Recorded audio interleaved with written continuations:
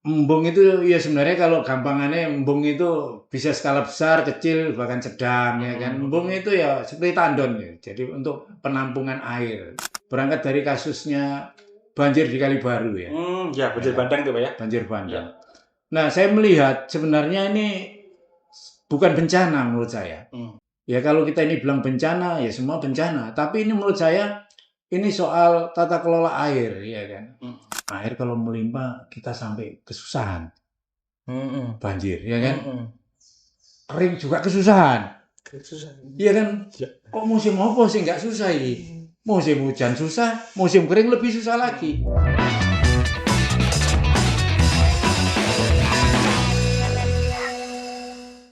Ya, halo penonton Radar Banyuwangi tentunya dari Jawa Pos. Kita jumpa lagi dalam acara podcast santai ya, bareng banyak narasumber sekali ya tentunya ya. Kali ini kita kedatangan tamu hebat. Nah, beliau ini orang yang sudah populer dulu ini.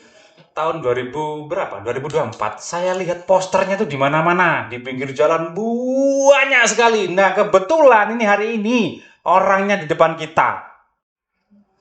Sehat apa ya? Sehat. Iya.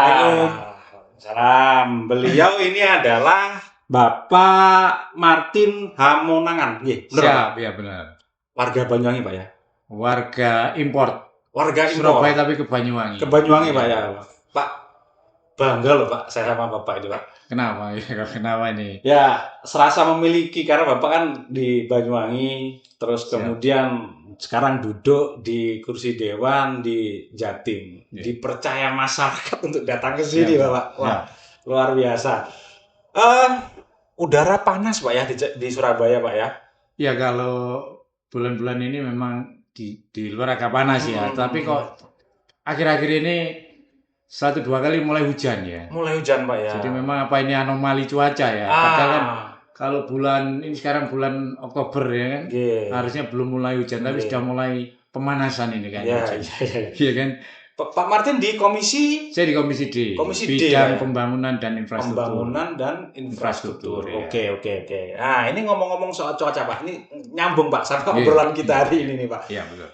Tadi datang ke sini kan kita pakai transportasi darat. Setelah keluar dari mobil, panas. Cuman katanya orang-orang sini sama kata Bapak tadi nggak kayak dulu. Iya. Kemarin lah Kak. Kemarin memang puncaknya kemarin memang panas. Luar biasa Pak ya. Sekarang agak turun.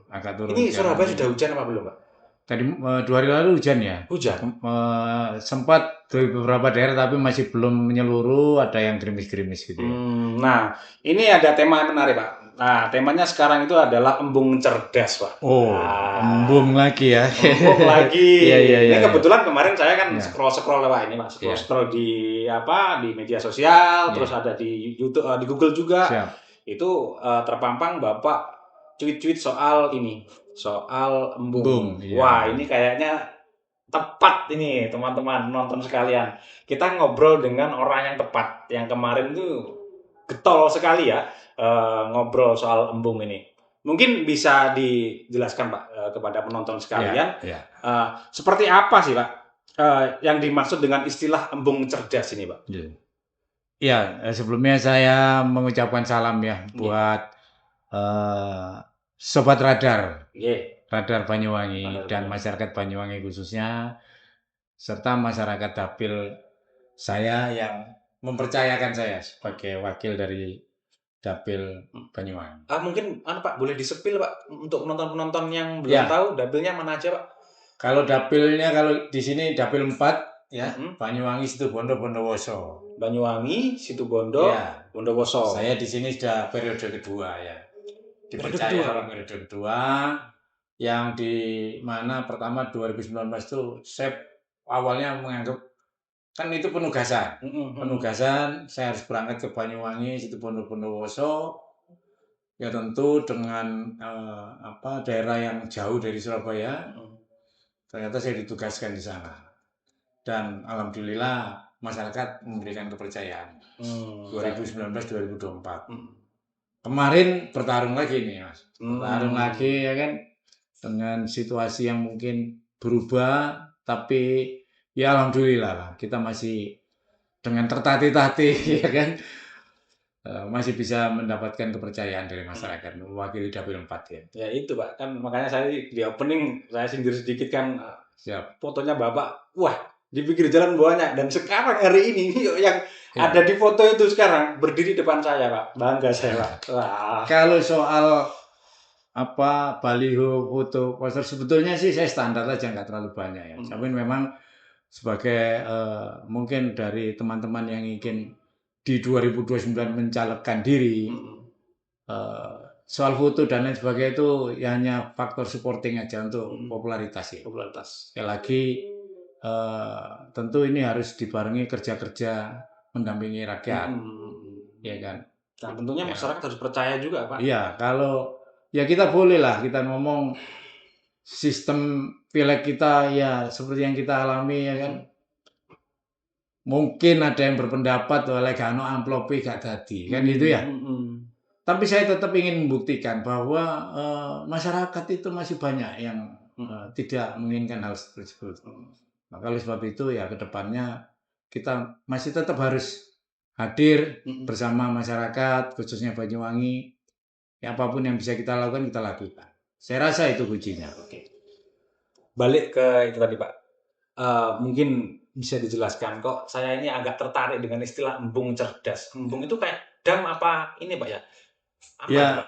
Embung itu ya sebenarnya kalau gampangannya embung itu bisa skala besar, kecil, bahkan sedang ya kan. Embung itu ya seperti tandon ya. Jadi untuk penampungan air. Ya di bawah sedikit bendungan lah ya kan. Jadi ini berangkat dari waktu saya ada statement saya di media online itu berangkat dari kasusnya banjir di Kalibaru ya. Ya banjir bandang itu Pak ya. Banjir bandang. Ya. Nah saya melihat sebenarnya ini bukan bencana menurut saya. Ya kalau kita ini bilang bencana ya semua bencana. Tapi ini menurut saya ini soal tata kelola air ya kan. Dimana hari ini yang dulunya Kalibaru contohnya misalnya tidak pernah banjir. Karena daerah tinggi loh. Kalibaru itu. Jadi terjadi anomali. Daerah tinggi tapi banjir. Nah ternyata kan di wilayah-wilayah kaki bukitnya gunung di sana itu bukit lah ya. Itu banyak peralihan lahan ya kan. Yang dulunya tanaman keras, ya kan hutan yang bisa menahan air supaya tidak terjun bebas ke bawah. Hari ini mungkin banyak yang terjadi peralihan lahan, ada yang persawahan, ada kebun tebu, yang mana daya serapnya sangat rendah. Sehingga ketika hujan dengan debit yang besar itu kemudian ya terjun bebas ke bawah, ke pemukiman. Nah, disitulah ada pemikiran saya, masyarakat khususnya di daerah Banyuwangi atau di daerah yang tidak terlalu banyak air, itu kalau di musim hujan berlimpah air. Iya kan? Ya, betul. Termasuk air bandang tadi, air kiriman dari atas. Nah kalau ini tadi ada fungsi menahan air itu, ini luar biasa. Kita di musim kekeringan kita pakai air yang kita tampung. Ya kan? Satu, untuk menghindari adanya banjir. Yang kedua, air bisa dimanfaatkan untuk persawahan paling tidak, ya kan? Kalau untuk air bersih perlu proses lagi. Nah, di situ fungsi embung cerdas. Embung ini juga bisa skala besar, skala sedang, bahkan skala personal juga bisa masyarakat membuat embung. Bisa Pak ya? Iya kan, artinya embung dalam pengertian embung cerdas tadi. Ya komunitas misalkan katakanlah komunitas desa, ya kan, membuat sebuah embung di mana kemudian itu gerakan itu bisa di multifungsi untuk menghindari musim kekeringan. Jadi itu yang menurut saya daripada kita selalu kan setelah ada banjir kita perbaiki jembatan, sungai yang rusak dan lain sebagainya. Nah, sama seperti inilah saya mengandaikan jangan nunggu sakit dulu baru kita mengobati, ya kan? Ngomong kondisi sekarang ini tidak ada banjir, ya kita pikirkan bagaimana ketika nanti debit hujan itu tinggi, ya ada solusi, ya kan?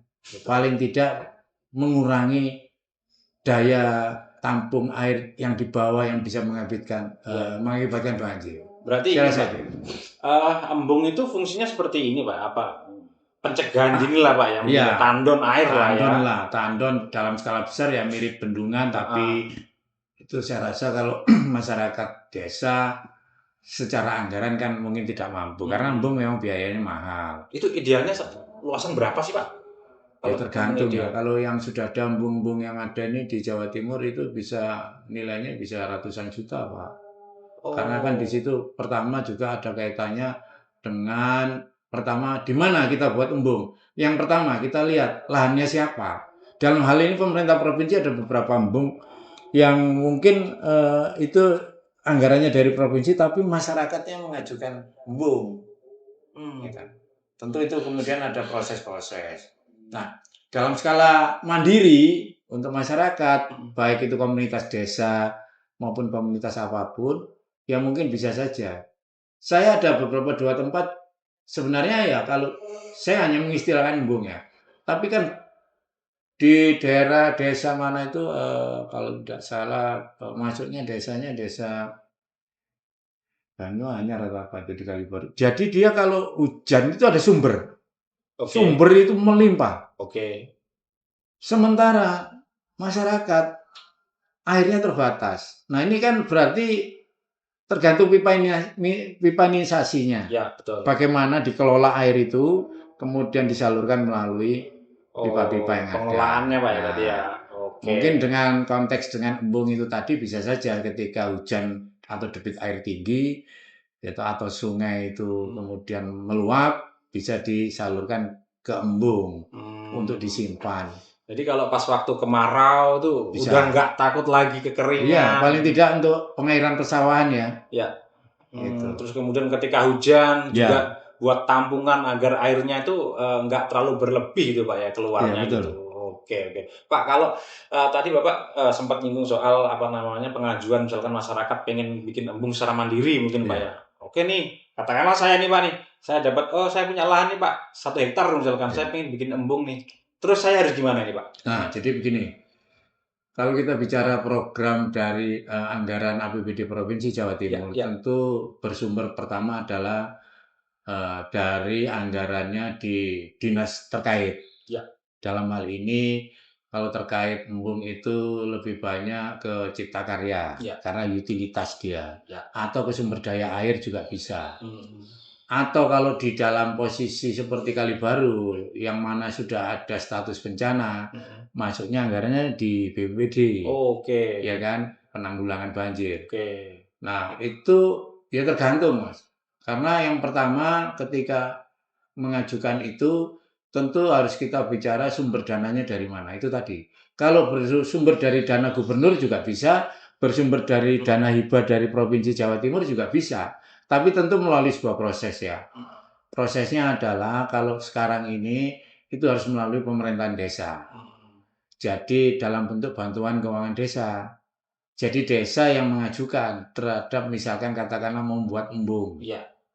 Kemudian menyusun proposal, menyusun RAB-nya, kemudian pemohonnya itu kepala desa diajukan boleh melalui kita, boleh melalui dinas. Oke. Kalau pakai ini Pak, pakai APBD kabupaten bisa Pak?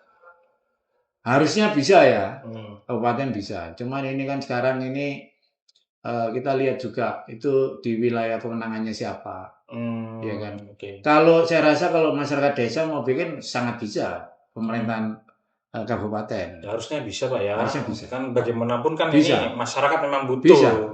Jadi mindset kita tidak boleh lagi berpikir Pemkab itu hanya bikin jalan toh. Iya kan. Selama ini jalan sampah kan itu ya. Iya. Tapi ya saya rasa bisa dan itu bisa melalui anggota DPRD kabupaten juga dalam hal mereka juga ada pokok-pokok pikiran, ya kan?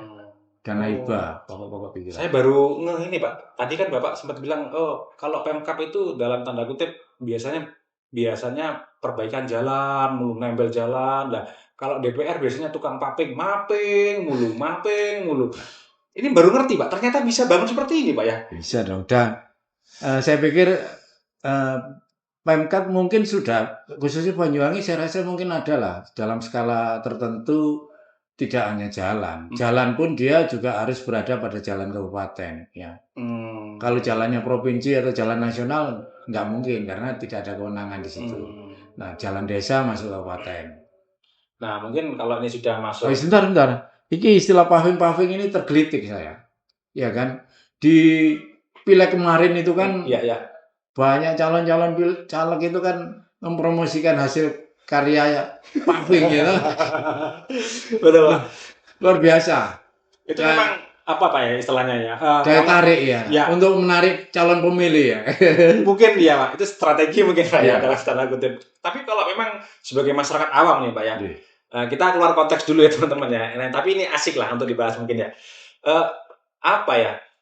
Kalau teman-teman atau anggota-anggota legislatif baik itu di di kabupaten atau mungkin di provinsi atau mungkin sampai di RI Pak. Wah, DPRD tukang paving. Ya. Terus kalau yang bupati itu tukang jalan gitu Pak, tembel jalan. Lah memang itu bagian dari apa istilahnya Pak? Kewajiban mereka juga toh. Jadi begini Mas, semua pemerintahan daerah baik provinsi maupun kabupaten dalam hal menjalankan fungsi pemerintahan itu selalu acuannya adalah APBD yang sudah disahkan. Ya kan? Tidak bisa tiba-tiba kemudian atas permintaan masyarakat dibangunlah jalan. Kalau belum ada masuk dalam anggaran di APBD yang sebelumnya disahkan. Nah, seringkali kan masyarakat selalu pembahasannya itu kan idealnya kalau kita mau ada usulan itu pembahasannya itu sebelum APBD dibicarakan, dibahas dalam rapat-rapat. Sekarang ini kita sedang rapat-rapat pembahasan anggaran di 2026. Jadi 1 tahun sebelum pelaksanaan anggaran itu harus sudah disahkan. Kita sedang rapat-rapat masing-masing komisi ya. Rapat-rapat sedang memelototi anggarannya di dinas apapun yang menjadi mitra komisi. Kemudian nanti disesuaikan dengan pagu anggaran yang sudah dikunci oleh Banggar, ya kan, dan TAPD. Kemudian program ini dibawa nanti ke rapat TAPD namanya. Itu berarti bahannya ada yang hilang, ada yang nambah ya. Ini pertarungan anggaran namanya di situ. Berarti teman-teman dari wakil rakyat ini datanya itu berdasarkan dari serapan aspirasi, Pak ya. Ya, kalau kita sebagai fungsi wakil rakyat khususnya sebagai DPRD Provinsi Jawa Timur, memang dari serap aspirasi dan kunjungan daerah pilihan. Nah, di situ nanti dalam rangka pembahasan itu kita akan menginformasikan dalam serap aspirasi menyerap aspirasi apa di desa ini. Oh anu Pak, bikin embung. Oke, kita catatin. Nah, untuk di Jawa Timur saat ini aspirasi itu sekarang di dalam bentuk ada yang namanya program sinergitas, ya kan? Atau program yang katakanlah sebagai pelaksana itu adalah dinas. Kita hanya mengusulkan tempat, ya kan? Nah, di situ nanti ada menu-menunya itu. Kayak kita seperti mau makan di warung ya restoran, ya kan? Di situ ada rawon, ya pesan rawon. Kalau program dari eksekutif seperti itu, tidak bisa kita keluar. Nah, gak mungkin ketika kita buka menu pekerjaan yang ada katakanlah di Dinas Sumber Daya Air, nggak ada program embung di sana. Ya nggak bisa kita paksain juga. Nggak bisa Pak ya? Iya. Jadi memang ini sangat terkait dengan perencanaan sebelumnya. Nggak bisa ujuk-ujuk kita usul karena tak harus turuti. Ya, gitu, Pak ya. Apalagi kita kan menggunakan sistem informasi pemerintahan daerah, SIPD. Ya. SIPD itu 1 tahun sebelum anggaran dilaksanakan loh. Dan tidak bisa dirubah. Nah. Makanya saya seringkali menyampaikan ini anggaran tidak bisa di-customize ya. Dalam arti tidak menyesuaikan kondisi terkini ya. Ya sudah direncanakan 1 tahun sebelumnya. Ketika ada prioritas yang harus dilakukan dahulu, kita bicara sistem ini. Gak iso Pak, gak bisa. Karena ini sistemnya sudah mulai dari SIPD sampai dibahas di Musrenbang Des, Musrenbang Kecamatan, Kabupaten sampai Provinsi itu harus bersesuaian. Nggak bisa tiba-tiba kita masuk Ya. program yang di luar itu. Oke, berarti Saya kira alurnya itu. ini jelas. Alurnya Pak, ya. jelas. Oke, jadi ini termasuk informasi teman-teman penonton sekalian. Jadi obrolan ini menarik sekali. Jadi kalau misalkan ada keluhan apa, katakanlah misalkan jalan rusak, kemudian masyarakat butuh apa, minta ke mana, misalkan nuntut ke DPR atau nuntut ke bupati, itu tidak bisa langsung dipenuhi, tapi dicatat dulu Pak ya itu bisanya ya. Ya, nanti akan dilihat. Jadi begini, kadang-kadang kan, katakanlah pemerintahan daerah, katakanlah Banyuwangi ya. Ya. Ya kan. Jadi di sana kan ada nomenklatur anggaran ini. Oke. Nggak bisa meloncat-loncat juga. Ya. Misalnya di situ ada anggaran terkait dengan perbaikan jalan atau pemeliharaan jalan. Ya. Di jalan katakanlah di jalan kabupaten seperti harusnya ya. Di jalan A gitu kan. Terus kemudian masyarakat ternyata yang rusak di jalan B, mau dirubah juga belum bisa. Karena ini sudah masuk SIPD. Ya. Sistem informasi pemerintahan daerah yang ada di Mendagri. Tukar guling nggak bisa. Nggak bisa. Oh, lokasinya sudah tertitik ya. Artinya itu ya. Nah, kemudian solusinya apa? Ya kan? Solusinya paling bupati atau gubernur dalam hal ini melihat anggaran mana yang siap pakai untuk segala cuaca, kan begitu ya. Nah, ya boleh juga ada di mata anggaran itu ada lain-lain. Atau ada dana hibah gubernur, dana hibah bupati, dana hibah dari aspirator dewan.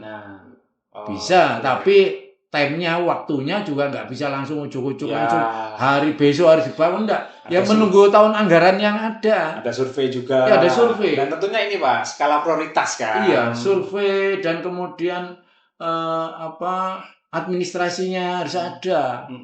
Ya ini memang suatu dilema, makanya kadang kan masyarakat memang, waduh, bupatinya atau gubernurnya kita sudah mengadu begini-begini. Mungkin aduannya sudah ditangkap, diserap.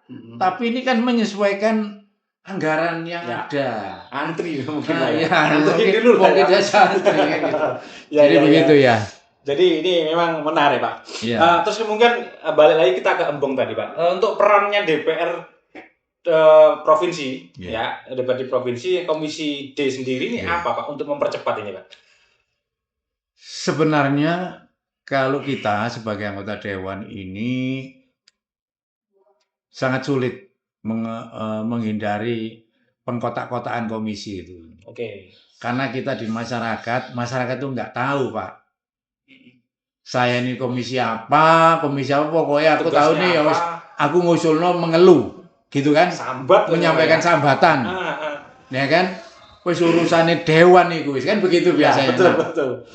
Jadi kalau ketika ada usulan-usulan seperti itu, kemudian kita bawa ke ranah sesuai dengan fungsi dan struktur posisi kita di kedewanan. Kita ini nggak punya anggaran Pak, hanya bisa mengusulkan aspirator. Nah, aspirator itu kemudian harus ditetapkan dulu. Untuk dana hibah Provinsi Jawa Timur yang akan disalurkan melalui aspirator dewan berapa nilainya? Nah, nanti di situ kita mengusulkan, ya kan? Nah, kita mengusulkan itu pun harus melalui sebuah proses. Pertama, kalau itu sekarang nih ya, kita bicara sekarang, itu Pokmas itu tidak bisa lagi. Oh, nggak bisa lagi Pak ya? Bisa. Dia harus dalam bentuk satu lembaga badan hukum kontraktual. Yang kedua boleh melalui bantuan keuangan desa BKD. Nah pemohonannya adalah kepala desa. Itu nanti masuk di BKS Badan Pengembangan Desa. Proses-proses itu kemudian setelah selesai maka setelah ada survei-survei, ada NPHD namanya. Nota perjanjian hibah daerah. Antara kepala desa itu dengan eksekutif. Ya. Anggarannya itu kan ada di eksekutif. Duitnya ini ada di dinas. Ya. Dalam hal ini mewakili gubernur. Melakukan NPHD. Setelah NPHD nota perjanjian hibah daerah ditandatangani tentu dengan klausula siap bertanggung jawab dan lain sebagainya, maka kemudian akan ditransfer ke pemerintahan desa. Nah, pemerintahan desa kemudian sekarang ini nggak bisa transfer uang langsung sesuai dengan kebutuhan. Misalkan nih kalau dia mau bikin jalan kepala desa, Oke. nggak langsung katakanlah nilai 200 juta ya kan, nggak langsung 200 juta ditransfer. Dia sekarang harus memberikan laporan dulu, aku mau beli aspal, beli ini berapa. Ada termin-terminnya sekarang yang ditransfer melalui kepada penyedia barang, gitu loh. Ini menghindari pola-pola ya sebagaimana yang kita ketahui lah, Ya. penyelewengan dan lain Ya. sebagainya. Ya. Memang sekarang benar-benar rigid ya, rigid. Ya. Jadi sepakat sih Pak, kita sebagai masyarakat sih meskipun apa istilahnya, alurnya ribet, rumit, mungkin butuh waktu, kita harus bersabar. Tapi kalau hasilnya sesuai dengan yang diajukan, kayaknya puas sih masyarakat Pak. Ya saya pikir begini ya, saya ini termasuk yang punya pendapat bahwa dana hibah ini harus diteruskan dan bahkan kalau bisa dibesarkan. Karena apa? Karena itu menyentuh langsung di kehidupan masyarakat. Kalau kita bicara kebijakan dari eksekutif saja, paling yang tersentuh kan daerah-daerah yang misalkan di jalannya provinsi, mungkin gedung-gedung yang misalkan katakanlah sekolah SMA-nya provinsi.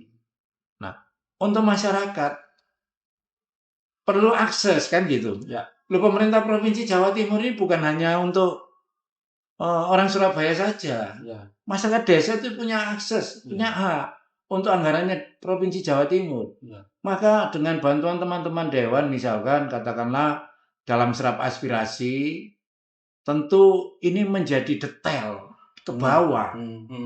Nah, ini yang pada ujungnya nanti akan mengungkit perekonomian desa. Tenaga kerja dari orang desa sana, ya kan? Terus kemudian alat-alat materialnya di daerah itu kita beli. Ini pengungkit. Iya kan? Jadi makanya menurut saya terlepas dari ada penyelewengan-penyelewengan, tetapi maksud daripada dana hibah ini sebetulnya bagus. Dan dia memutus mata rantai program yang selalu diprogramkan oleh eksekutif itu kan beda.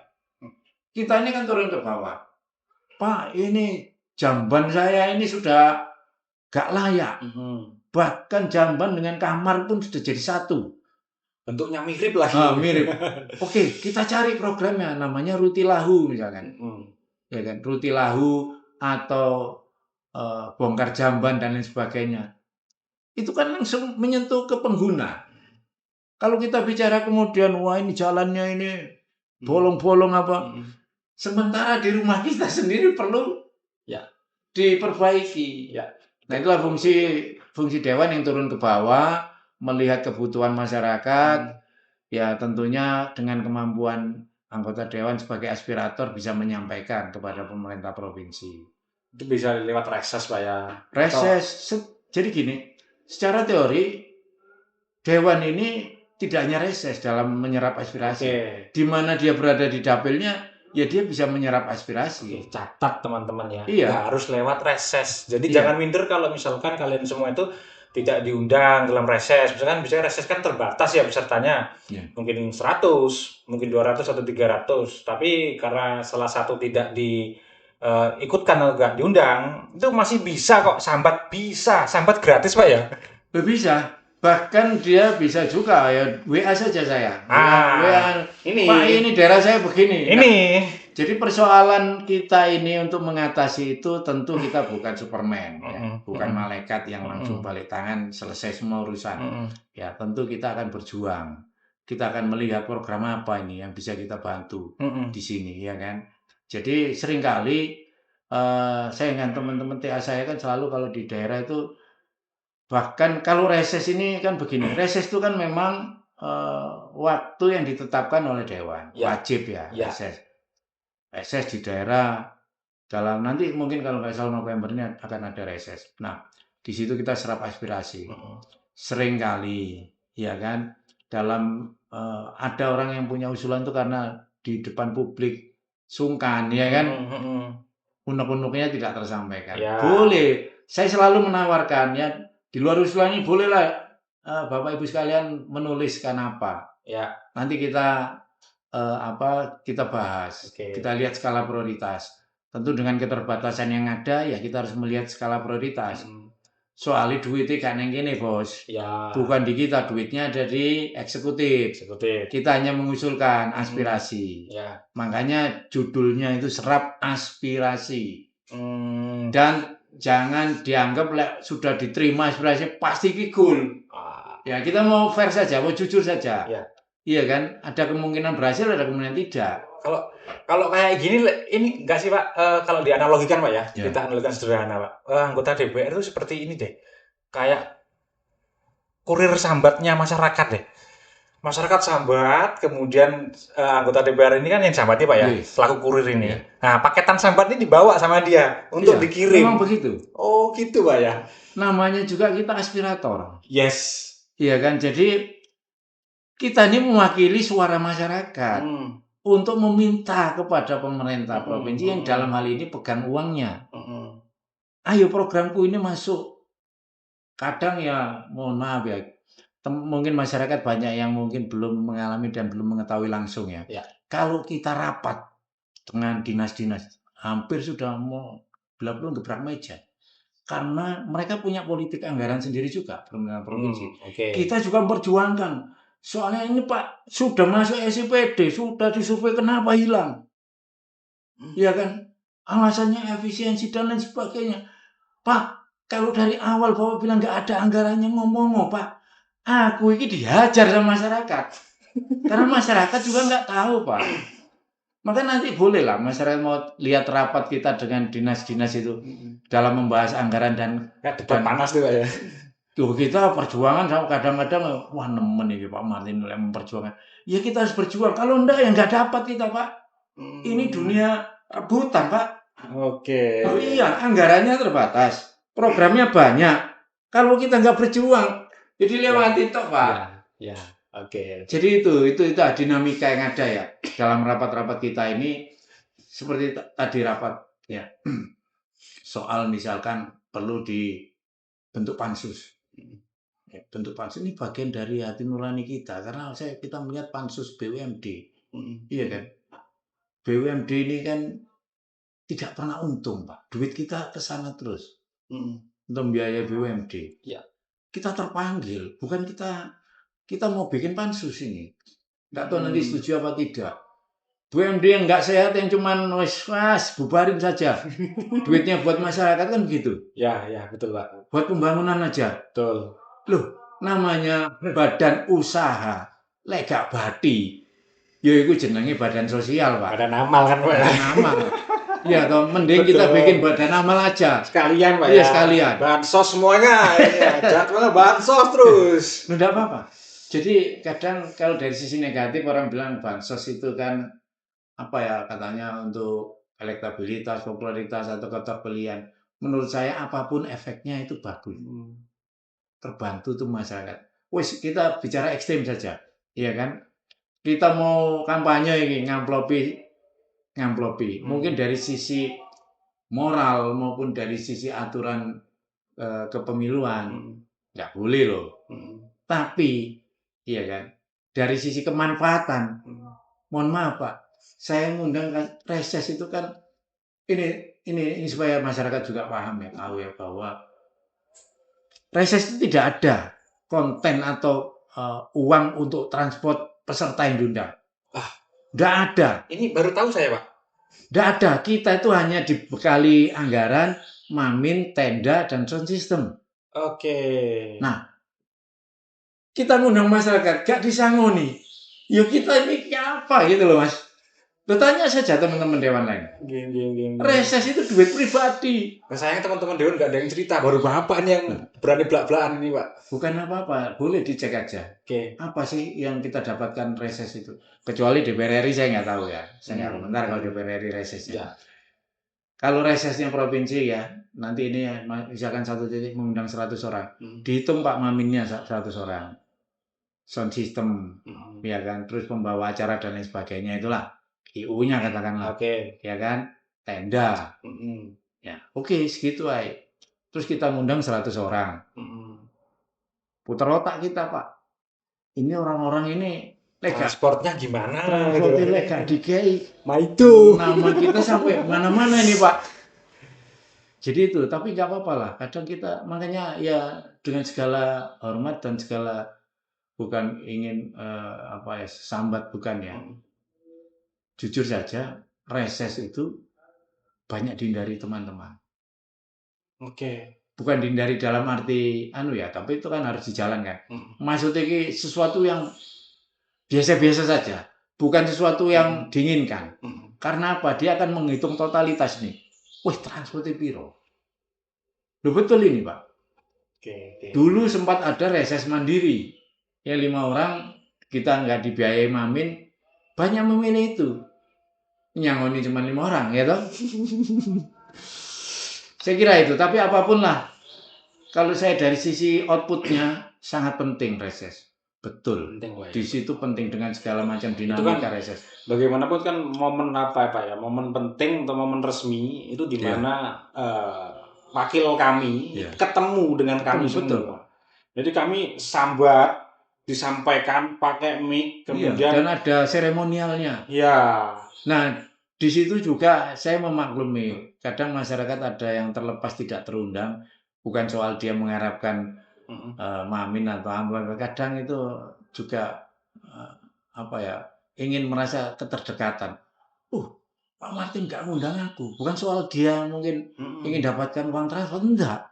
Tapi rasanya itu kok aku gak dianggap kan gitu ya. Lebih kepada emosional ya.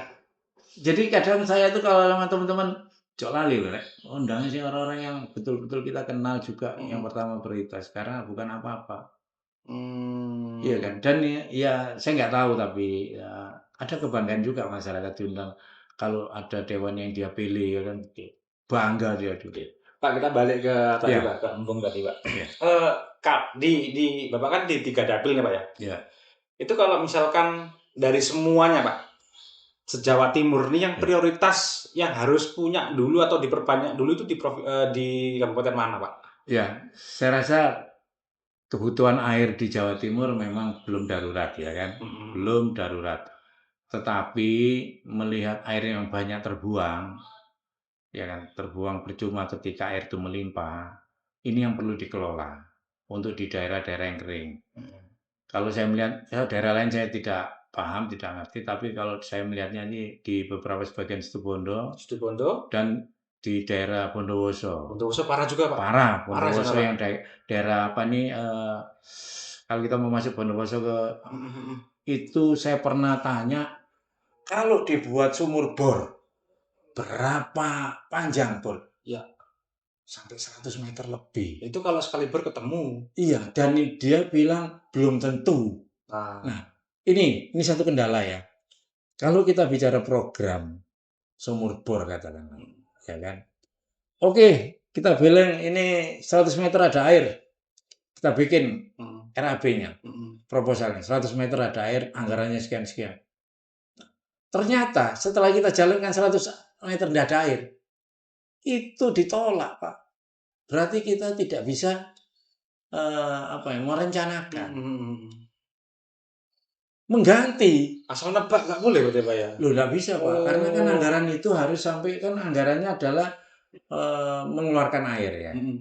Sumur bor kan hasilnya adalah airnya keluar, ada. Ya. Sementara program ini kemudian kita jalankan 100 meter ternyata nggak ada air katakan. Ya kan berarti kita dalam nanti BPK biasanya selalu di dalam pemeriksaan tahunan itu selalu menjadi temuan. Oh, berarti memang nggak bisa asal Pak ya? Ngeri Pak, resiko ada. Kalau kita mengajukan anggaran pemerintah ibaratnya Pak, Bondowoso kan kekeringannya lumayan parah ya Pak ya? Parah. Dibandingkan lain-lain mungkin ya. Mungkin Bondowoso, Lumajang mungkin juga. Ya, Lumajang. Katakanlah di Bondowoso Pak, masyarakat tuh kita butuh satu RW nih lah.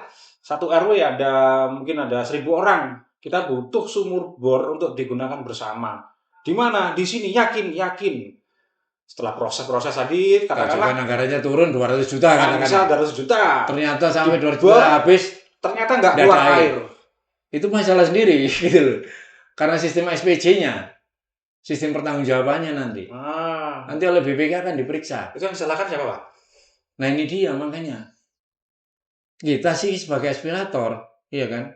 Ya kalau dulu dengan sistem POMAS ya POMASnya dianggap kalau ada temuan ada kekurangan bayar namanya. Terus kalau Suruh misalkan, nempuh, misal saya nih Pak, ganti. misalkan saya yang Iya, usulkan, saya yang minta iya. gitu kan. Oh maaf Pak, sorry, salah Pak, salah ukuran, ternyata 1 meter di sebelahnya.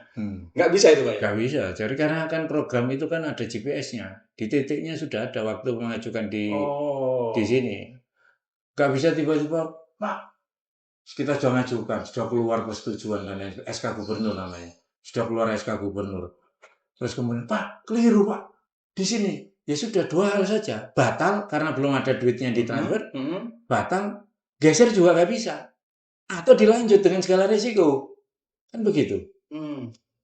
Berarti batal atau gagal berarti Pak ya? Iya. Atau berhasil kan? Kalau batal berarti kan nanti POMASnya, dulu sistem POMAS ya. POMASnya bisa menyatakan, Pak, kami nggak jadi mengambil. Itu nanti kembali ke kas daerah. Kalau untuk Banyuwangi itu Pak, masuk rawan kering nggak sih Pak? Secara umum menurut saya masih belum lah, ya Masih. kan. Nah, makanya saya bilang kalau itu sebenarnya kan daerah-daerah kering ini kan sangat tergantung pada daya kelola air. Ayo, tanya aja Bondowoso yang kering itu. Kalau hujan bagaimana? Air melimpah. Ya betul Pak. Iya kan? Banjir Pak. Banjir. Nah, ini kan Tuhan sudah bilang kamu ya kayak anu lah, kayak Nabi Yusuf ya. 7 tahun melimpah bahan pangan, 7 tahun paceklik, maka dia waktu 7 tahun melimpah itu dia simpan untuk menutupi 7 tahun paceklik. Sama seperti ini. Ketika air melimpah, simpan. Jangan terbuang percuma. Simpan untuk menghadapi musim kering. Iya kan? Oke. Makanya itu tadi fungsi embung. Cuman memang embung ini anggarannya besar Pak. Kalau itu dibuat secara bagus, ratusan juta bahkan miliar masuk itu Pak. Tapi kan efeknya ini Pak, model bendungan. akhirnya efeknya kan memang udah Ya itulah. dirasakan. Ya kan saya pikir di Bondowoso juga ada wilayah embung, bukan embung. Di daerah sumber daya air itu, daerah mana saya lupa dia. Itu ya nggak tergarap. Iya kan? Nggak tergarap. Memang butuh kelola. Sudah bisa bikin embungnya ya tentu dikelola terus, dipelihara. Ya. Distribusinya juga harus diatur. Jadi teman-teman kita dari obrolan ini kan sedikit ya mungkin bisa saya simpulkan ya, katanya misalkan kita taruhlah sumur bor tadi ya, seperti dikatakan oleh Bapak Martin tadi, bukan pemerintah yang lambat sih sebenarnya, atau mungkin DPR-nya yang lambat membawa aspirasi nggak becus atau lain, enggak sih. Tadi kan sudah kita dengarkan ya bareng-bareng bahwa kalau sudah istilahnya sudah di ACC itu benar-benar harus jalan, harus jadi, dan program harus sukses. Kalau gagal, nah itu resikonya.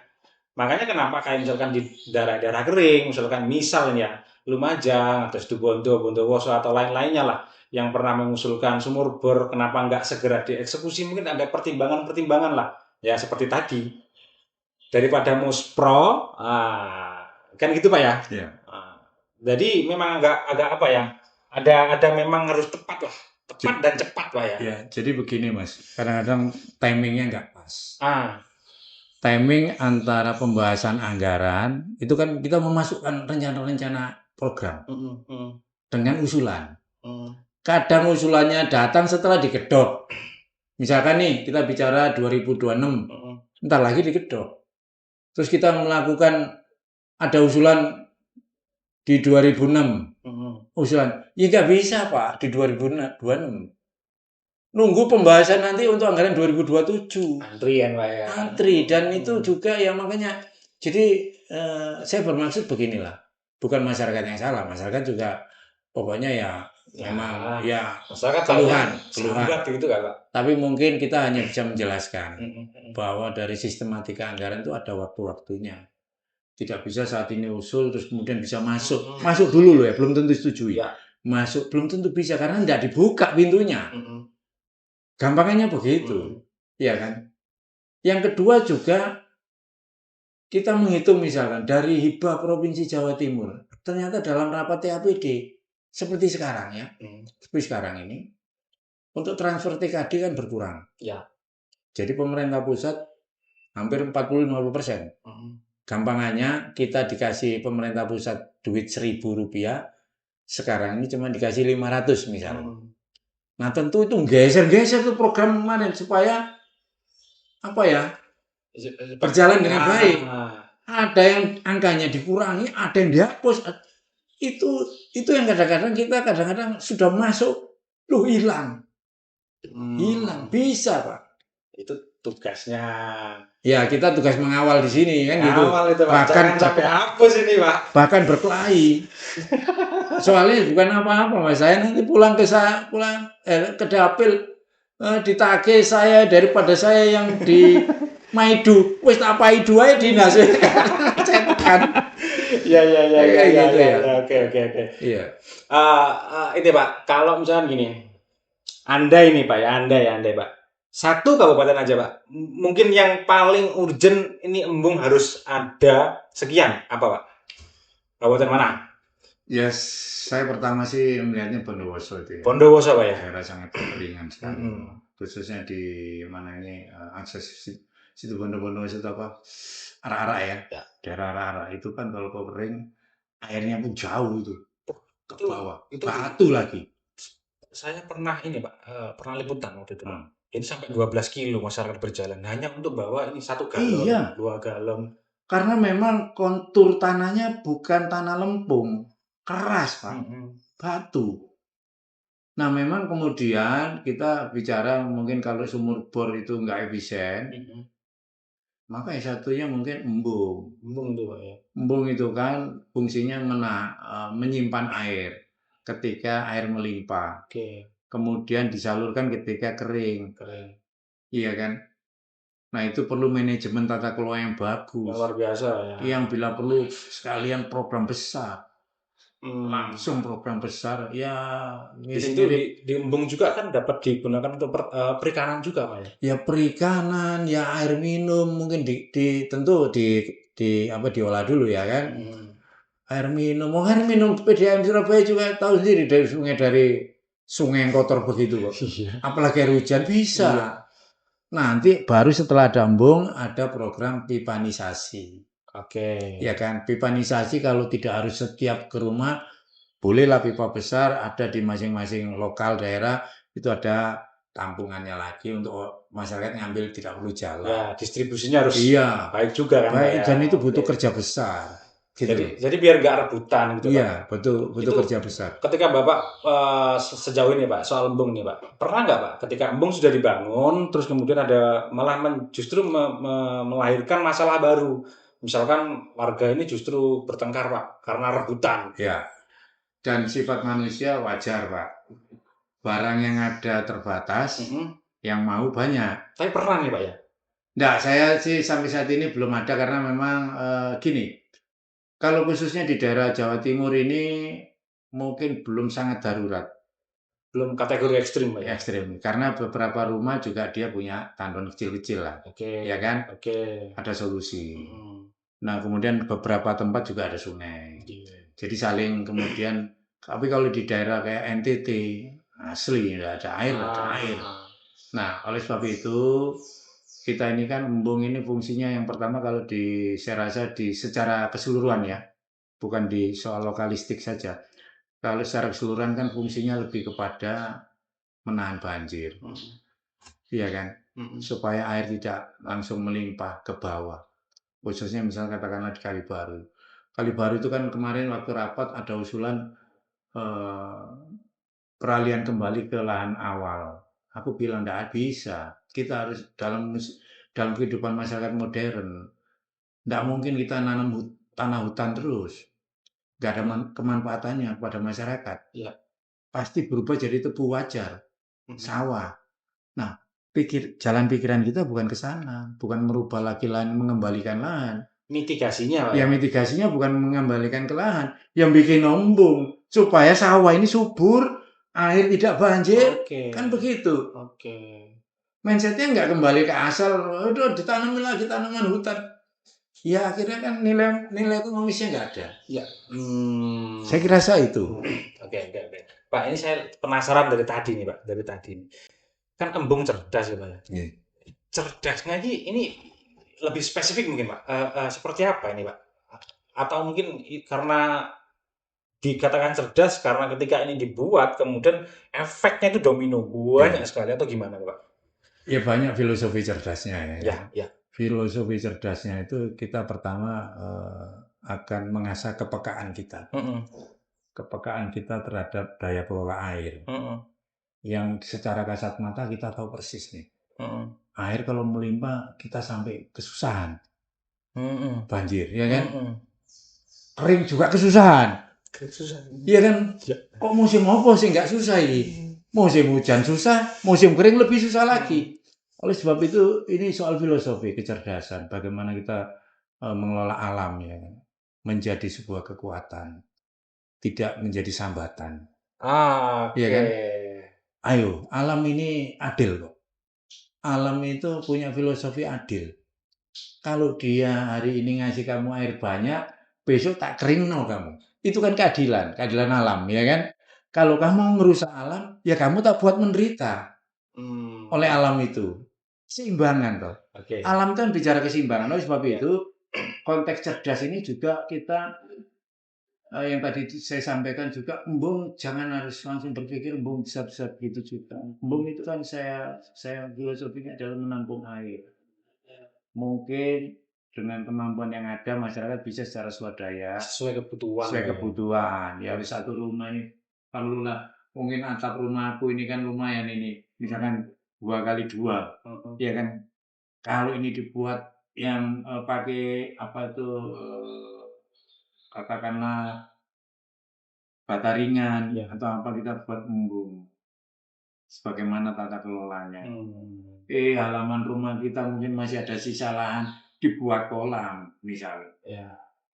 Atau mungkin ini Pak, kalau sudah mentok nggak ada punya lahan, halaman parkir nggak ada, ini nggak ada, ya inilah Ya tandon lah Pak mungkin ya. Ya itulah makanya perlu kehadiran khususnya Provinsi Jawa Timur dalam rangka ya saya paham lah daerah Bondowoso itu kan secara ekonomi juga terbatas. Ya kan? Sedangkan kalau kita ngomong soal embung iya enak Pak. Sampai ngomong bikin embung piro embung itu Pak. Ya kan? Nah disitulah perannya sebenarnya pemerintah Provinsi Jawa Timur. Wis nggak usah mulu-mulu Provinsi Jawa Timur membangun apa-apa. Wis embung aja.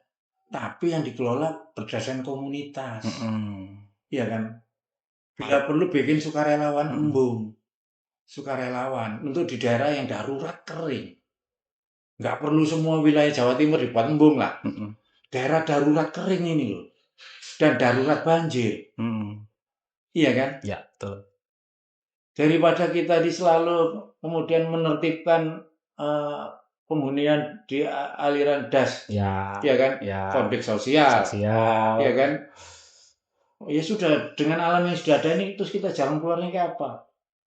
Salah satunya tanpa mengganggu kenyamanan masyarakat, kita mungkin salah satunya menurut saya ya embung menjadi suatu program yang solutif gitu. Belum lagi nanti dapat jadi wisata. Iya, tempat wisata. Ya boleh lah kalau dibuat renang-renang dulu. Oke, Bapak Martin ini luar biasa Pak, obrolan yang sangat menyenangkan sekali. Pak mungkin 1-2 kata atau rangkaian kata untuk mengajak masyarakat bagaimana kita mengatasi atau menyikapi, kita kan harus bersiap Pak ya. Iya. Mungkin kalau Jawa Timur nih berapa lama sih bisa bertahan dari musim panas atau musim ekstrim seperti ini? 6 bulan kah? 8 bulan atau bahkan sampai setahun. Nah, sebab itu kan kita harus melakukan mitigasi. Ya. Nah, mungkin Bapak, silakan disampaikan. Ya, saya rasa dengan konteks embung tadi sebenarnya kita harus tetap ada rasa syukur ya. Jawa Timur ini bukanlah daerah yang ekstrim keringnya atau ekstrim airnya. Masih ada peluang untuk daya kelola air, ya kan? Air kebutuhan pokok, ya, di samping kebutuhan pokok lainnya. Nah, oleh sebab itu bijak juga kita dalam penggunaan air. Ya. Nah, cuman ini kemarin saya juga ada rapat dengan ESDM juga terkait dengan, jadi begini, ada beberapa daerah itu yang punya spam, ya bukan spam. Jadi mereka komunitas itu atau usaha desa lah katakanlah, membuat kayak PDAM kecil lah. HIPAM. HIPAM. Oke. Nah, HIPAM ini saya waktu itu dengan SDM saya bilang, tolonglah kalian itu ke bawah untuk memberikan izin HIPAM itu. Karena HIPAM ini kan harus ada izin dari provinsi, Pak. Jadi Bapak tahu enggak, bikin sumur itu harus ada izin? Enggak tahu kan? Nggak tahu. Harus ada izin dari provinsi. Asal gali pokoknya, Pak. Nah, mungkin dalam skala personal pribadi orang ya enggak diapa-apain. Iya. Tapi kalau itu bicara HIPAM, dia mengelola banyak rumah Yang dikomersilkan, walaupun sebenarnya menurut saya bukan enggak komersil amat sih. Iya. Ya kan wajar lah. Iya. Nah, itu kan harus ada izin dari SDM. Iya. Penerbit izinnya. Nah, di beberapa banyak daerah ini kesulitan mengurus izin orang Banyuwangi, Surabaya kan repot. Saya kemarin sempat rapat, udahlah sekali-sekali 1 minggu berkantor di desa sana untuk menerbitkan HIPAM ini, tentu dengan survei dan lain sebagainya yang sesuai dengan aturan, ya kan?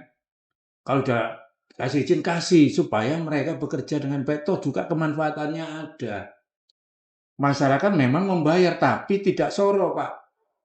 Jalan berkilo-kilo atau menggunakan sumurnya orang.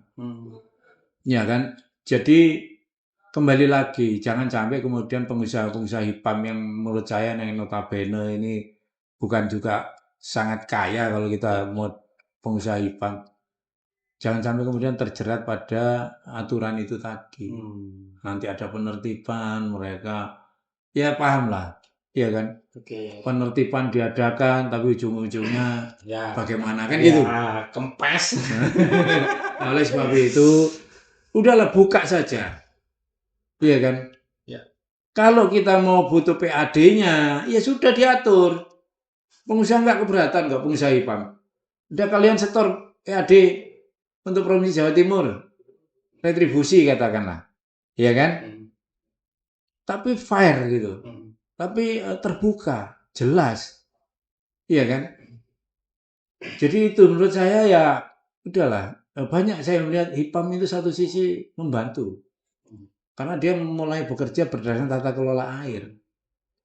Saya pikir itu. Jadi air itu memang bisa jadi bencana tapi bisa jadi manfaat buat kita.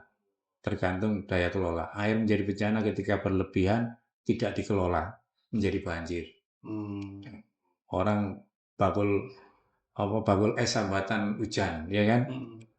Tapi kalau bakul gorengan seneng Pak, bakso seneng Pak, kan gitu. Jadi ada keadilan, keseimbangan. Menurut saya keseimbangan lah. Alam itu punya keseimbangan sendiri. Oleh sebab itu, di mana di daerah-daerah itu airnya kurang, ya kita harus cerdas dengan mungkin memanfaatkan apa yang kita mampu untuk menampung air. Sembari membantu supaya waktu musim air berlimpah tidak terjadi banjir. Oke. Saya rasa itu. Oke. Nah, kan serius bangga saya sama Bapak ini. Enak ngobrolnya, enak. Ini baru pertama kali ketemu saya. Tak pikir orangnya ini, waduh, gimana nanti ya. Ternyata enak kayak ngobrol orang-orang tongkrongan, sudah kayak bestie sendiri gitu lah. Jadi kesimpulannya hari ini itu, ini embung ini memang penting ya. Penting di mana air itu bisa jadi musibah atau jadi berkah. Nah, embung ini keberadaannya ini penting untuk di Jawa Timur tentunya di beberapa wilayah. Ketika musim hujan nanti ini bisa menolong dan di musim kemarau pun juga bisa menolong. Nah, sebab itu maka ayo teman-teman yang mungkin nanti masih mau punya sambatan, punya keluhan apa yang pengen aspirasinya dikirimkan sama kurir kita ini, Bapak Martin yang luar biasa ini, beliau nggak marah loh disebut kurir aspirasi. Mboten Pak nggih? Oh, enggak. Beliaunya anti kritik loh. Tidak anti kritik Pak ya? Enggak. Tidak anti kritik. Silakan nanti dibawa ke sini. Beliau tadi bisa digeser-geser ya kan di episode agak menit-menit awal kan beliau nantang kita kan. Bisa kok. WA saya bisa. Loh. Bisa, nggak harus lewat reses teman-teman. Jadi ayo kita bangga kok kita punya Ya. anggota dewan yang mewakili Banyuwangi atau mungkin Jember atau mungkin Situbondo, Lumajang dan lain-lainnya. Oke, Pak Martin, terima kasih Pak. Ini diskusi yang sangat menarik dan Ya, bermanfaat. saya juga terima kasih bisa menyampaikan informasi kepada masyarakat ya, Oke. supaya kita makin memahami terkait dengan kebijakan pemerintahan daerah. Oke. Ya, jadi kita bisa semakin memahami kapan kita mengajukan usulan, usulannya seperti apa, dan terus terang anggaran memang terbatas. Kalau kita menyangkut semua dapil, tentu kita tidak punya kemampuan. Oleh sebab itu ada skala prioritas, ya kan? Tidak apa-apa, jadi terkait dengan sambatan aspirasi itu tidak harus dengan reses. Ya kan? Boleh juga menyampaikan melalui ada TA saya yang Mas Ilham. Jadi bolehlah ketemu saya boleh ngomong, asal jangan ngomong Pak saya mau kawin lagi. Oke. Saya nggak mampu. Baik teman-teman, ya nanti balik lagi tentunya kapan ya, mungkin minggu depan saya akan ke sini lagi. Jadi saya masih ketemu dengan beliaunya, kita ngobrol soal topik lain ya. Jadi terus di sini kita ikutin episode selanjutnya masih dengan saya Agung Sudana dari Jawa Pos Radar Banyuwangi. Bye bye. Sehat selalu. Sehat selalu.